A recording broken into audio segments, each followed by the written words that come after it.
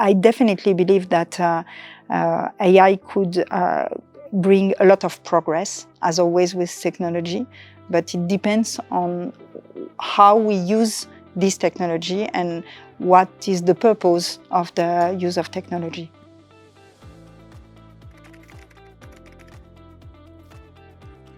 Welcome to a new episode of Let's Turn the Tide by Veolia Near and Middle East. I'm Nadine Zidani, your host, and today I'm excited to introduce a special series dedicated to one of the most transformative forces of our time, artificial intelligence. In today's episode, we begin with the essentials. What is really AI? What do all the buzzwords really mean? What are the risks, the opportunities, and how AI can accelerate sustainable development? To help us unpack these topics, I'm joined by Professor Nathalie Martial-Braz, Vice Chancellor of Sorbonne University, Abu Dhabi, and a leading expert in digital and data law. She advised institutions like the European Parliament on the legal and ethical challenges of emerging technologies, from AI to fintech, making her the perfect voice to kick off our special series. Nathalie, thank you for being with us and for welcoming us in your beautiful university library. Thank you very much, Nadine. It's my pleasure. Welcome to Sorbonne University. Thank you so much. So Nathalie, we have a lot to unpack in this conversation. So to start with, we know that AI is making rapid progress, and we see that, all over the news every single day. But I want to ask you, is it really a revolution? What I mean by that is that something completely new or more part of a longer technological evolution? Yeah, so for the first question, I will answer yes and no. Of course, it's a revolution, and the use case that we'll see in the future for the use of AI, and most of that on generative AI. But the AI technology is not absolutely new. In fact, we use algorithms since a long time, and we use it in a different way now and before. But since a long time, we have technology who is working based on the data that we can collect on different sort of way. Some data that we are giving, for example, with the different internet used, or for the daily action that we can do. For example, when you are taking the metro, or when you are using your platform for visualizing some movies. On that, you let some traces on the internet or on your journey, your travel journey, and all those data can be used by some algorithm. Since a long time, we have that we call the statistic algorithm, and that is a sort of AI, as we can call it. But in this case, there is no deep learning of the algorithm. That means, in fact, the algorithm is just trained to reproduce all the time the same action. And that sort of technology is quite not old, but it's not a new technology. And you have another sort of technology where the algorithm is learning itself and is now able to take some independent and autonomous decision. And this is the new revolution. And with that, since now 2 or 3 years, based on this technology, the scientists develop that we call the generative AI, where you have a speaking agent, a conversational agent, and you can, with this agent, have a proper discussion, and this agent is able to take decision by himself and is able to have an interaction with you. Mm-hmm. And in fact, the new revolution is that we can use this technology in many different ways and in our daily activities, where we can make, in fact, a productivity gain. And that is the revolution, because we will use it more and more in the future, and that will change our lives. So can I say that the algorithm is becoming smarter than it was before, in a way? I don't say that. I won't say that. I think the algorithm is not becoming smarter. Probably we are developing a smarter algorithm, which is quite different. The algorithm is just a computer program, basically. And the important thing in this algorithm is the data and the database that we are giving to the algorithm. But at the beginning of the process, we need to code properly the algorithm, because the algorithm will just act based on the order that the human is giving at the beginning. The most important is how we develop the algorithm at the early beginning. And we train them, I guess. Of course, we train them with the data along the journey. And that's, of course, where is it very important to be careful on. As I said, in our daily life, we let a lot of personal data in many ways.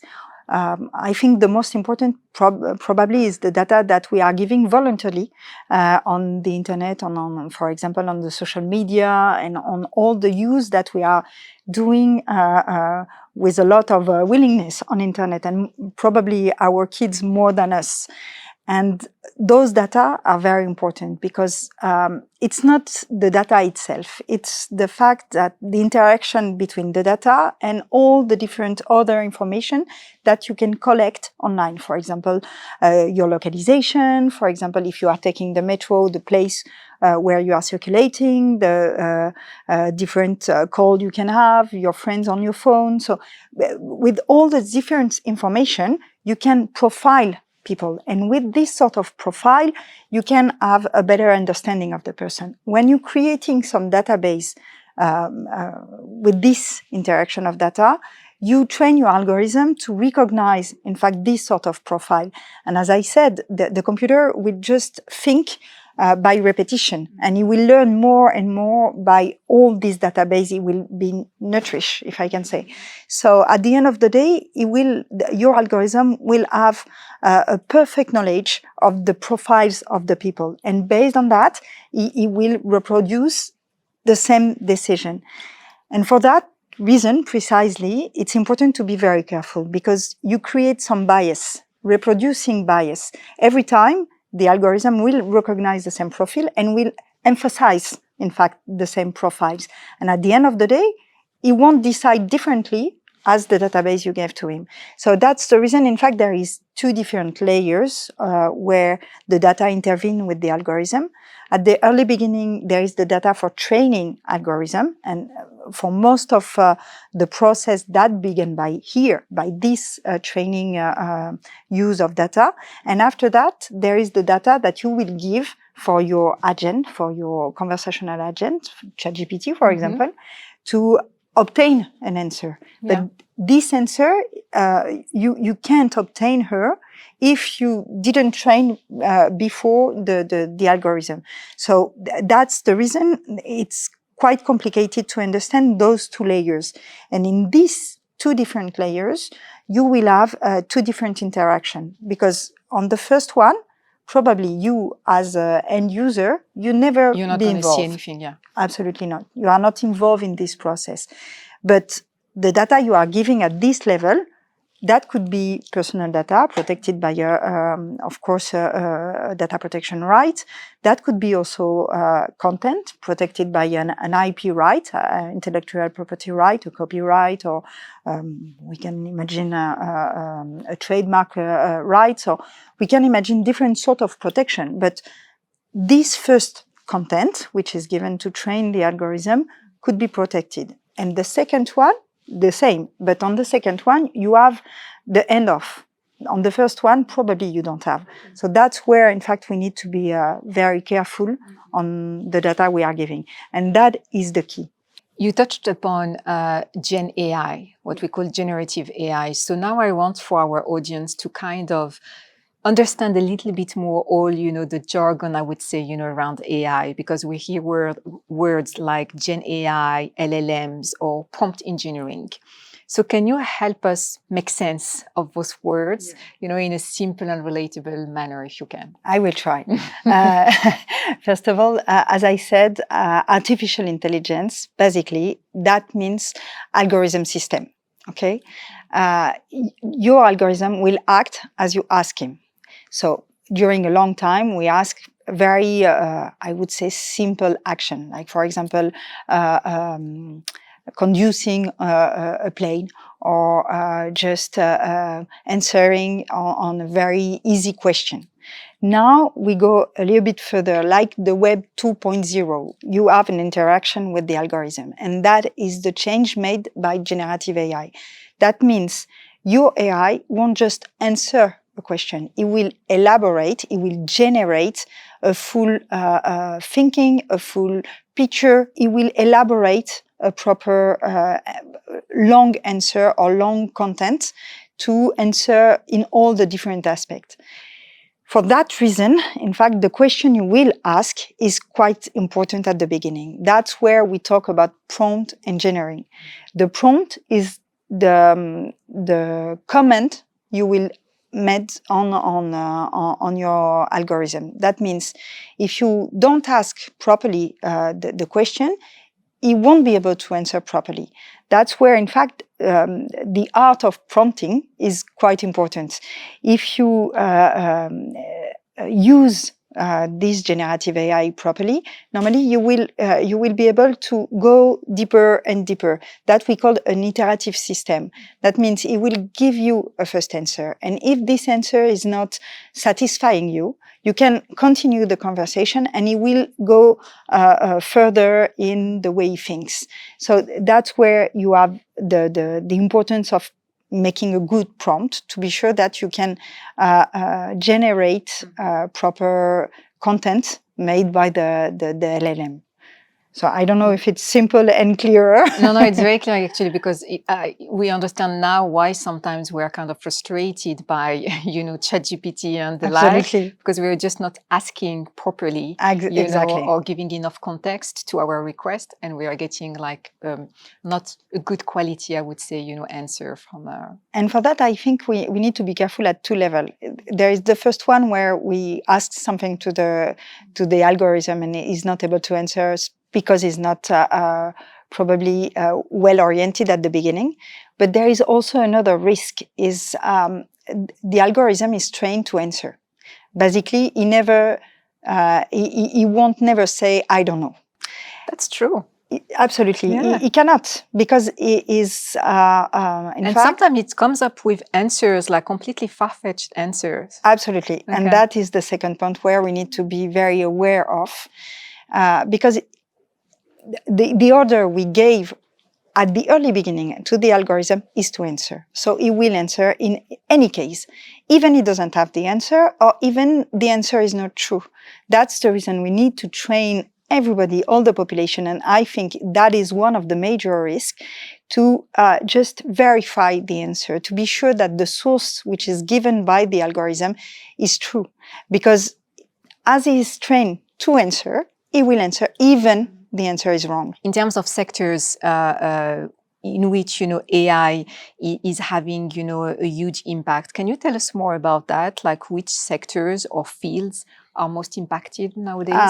In fact, I think every sectors will be impacted by technology, from creation to, of course, office task, and of course, environments sectors, energy sectors, medical sectors.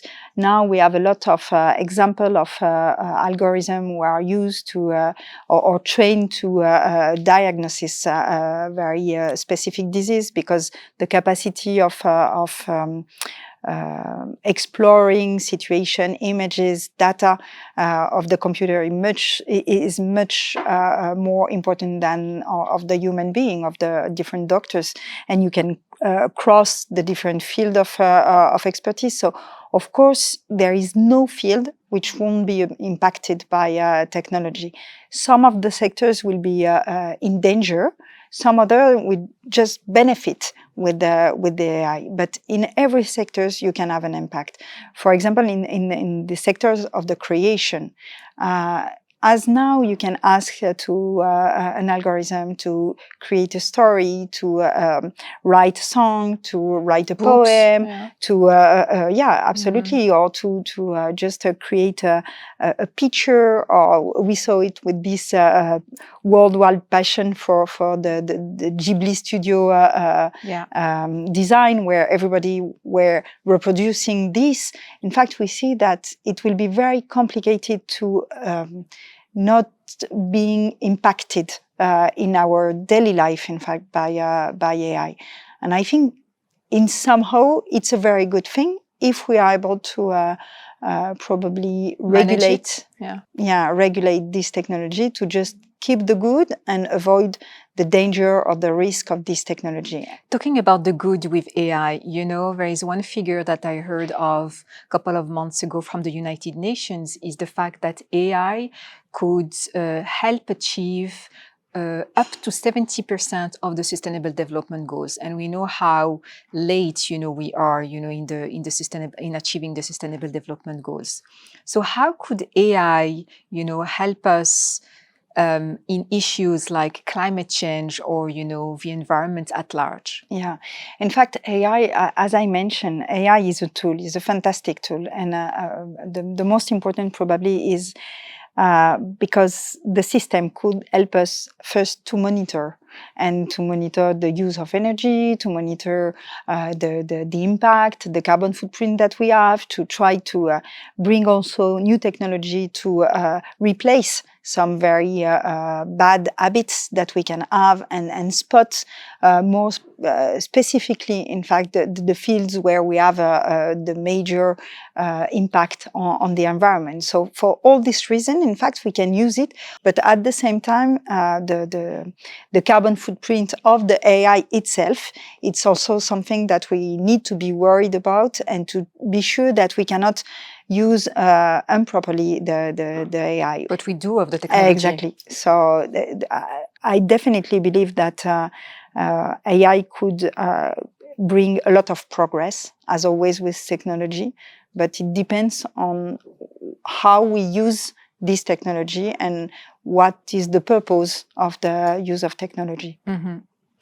And Nathalie, since we are, in Abu Dhabi today, and, in the Middle East region, I'm quite curious to know how is the Middle East and the UAE in particular positioning itself in the global AI movement? And if you have any figures or examples you could share with us. I think today, probably the place where the things happen, it's here in the Middle East, and most precisely in Abu Dhabi. First of all, because they definitely invest on this technology, and invest at all levels. Of course, at the level of infrastructure, and on that, the partnership with the France is very important for us as French people, but also for the UAE, because there is a proper partnership. We will share technology, knowledge, and of course, funding. But there is also many things which are happening here in Abu Dhabi. When we installed in 2019 the first Sky, the lab of AI at Sorbonne University, we were at that time the first in the region, the first in UAE to launch this sort of research. At that time, there were no AI university in Abu Dhabi. Now, with the university MBZ for artificial intelligence, they reached the 5th position in terms of scientific publication, which is very important. Just to give you a comparison, the France, the publication for French scientists is at the 6th level. So we are behind the UAE. That means, first, they are very good, and secondly, they are very quick. They are very fast in the way they are moving on AI. So I think definitely it's a very good move to shift from a carbon economy to the future economy of this country. They invest on knowledge, and I think that is absolutely fantastic to be part of this movement, of this journey, and they most of that invest on AI. That could be a very important movement for the country to play an instrumental role in the development of the technology right now. Yeah, it's interesting because we even heard, a couple of, I think a week ago in the news that there will be, courses, education on Absolutely. AI, in schools in the UAE. So we are definitely moving, into that direction. Yeah, absolutely. And I think that's also participating to this move of the UAE in the AI journey they want to bring their population. By educating children very young, I think is the key to bring them to this technology. AI, I would say it's two things. It's data, as I said, and the second pillar or the second leg of AI is the code. So you need to train the kids, as you train them to speak another language or foreign language, to train them to code, to understand. I mentioned it previously, you need to be able to control the machine, to control the algorithm. So for that, we need to be sure that probably not everybody, but most important part of the people are able to open the black box and to see and to read the code to be sure that there is no mistake in the code. So by learning, and I hope, I don't know what will be the program of these new mandatory classes in the curriculum of the young UAE citizen, but I hope that there will be training to code. And for sure, they have this willingness to bring their population for this competency. We see it here in Sorbonne by the new passion for math. They definitely want to train their people to be able to make math at the highest level, because you need, in fact, if you want to make algorithm, you need to be this able. expertise. Exactly, you need to be at least a bit of scientist to understand the code, not at the lower level, but if you want to develop some algorithm or everything.